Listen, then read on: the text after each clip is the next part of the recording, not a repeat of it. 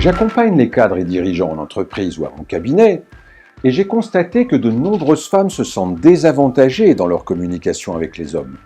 Elles le vivent parfois comme une vraie souffrance, ce qui m'a poussé à mettre au point une méthode de travail sur mesure et des outils spécifiques comme le pré-diagnostic vocal gratuit que vous pourrez faire à la fin de cette vidéo.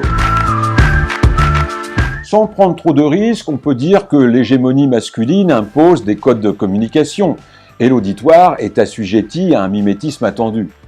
Or, la voix des femmes a des qualités propres qu'elles doivent exploiter à leur avantage pour équilibrer le rapport d'altérité avec les hommes. Parmi les problèmes majeurs identifiés sur ce sujet, j'en retiens 3, induisant chez l'interlocuteur des réactions négatives conscientes ou inconscientes. Parler plus fort induit naturellement une tension accrue du larynx. Sans contrôle mécanique, la voix monte naturellement à l'aigu. Vous entrez alors dans un processus néfaste qui vous décrédibilise et votre message perd de sa valeur.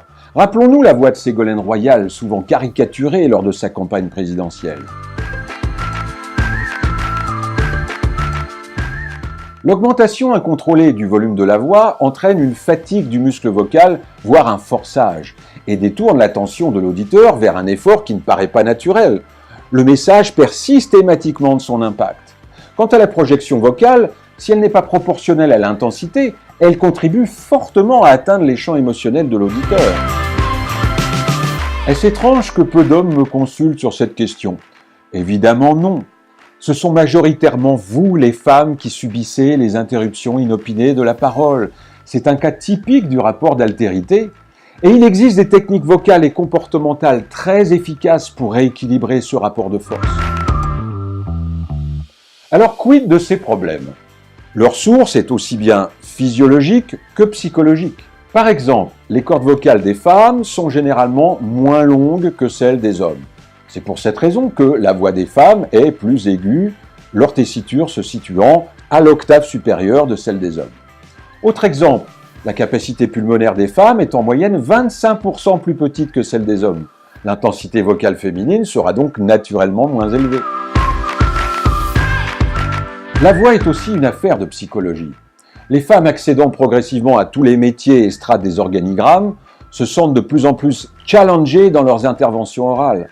Ceci est une pression supplémentaire qui peut se ressentir dans la voix. Alors, sur quels aspects travailler pour jouer à voix égale? J'entends parfois dire qu'il est impossible de modifier le timbre de la voix. C'est une idée fausse. Il est possible de travailler et modifier sa voix sur bien des aspects.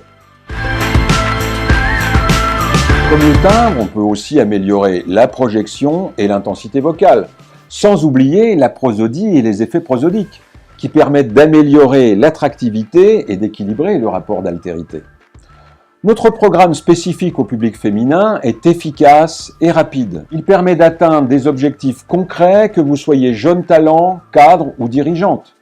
Nos séances en français ou en anglais se déroulent en entreprise, à notre cabinet ou en visioconférence. Pour connaître nos services, contactez-nous directement. Vous avez également la possibilité de commencer votre pré-diagnostic vocal gratuit qui vous donnera une analyse de votre image vocale. Inscrivez-vous également sur notre chaîne YouTube pour être informé de nos prochaines vidéos.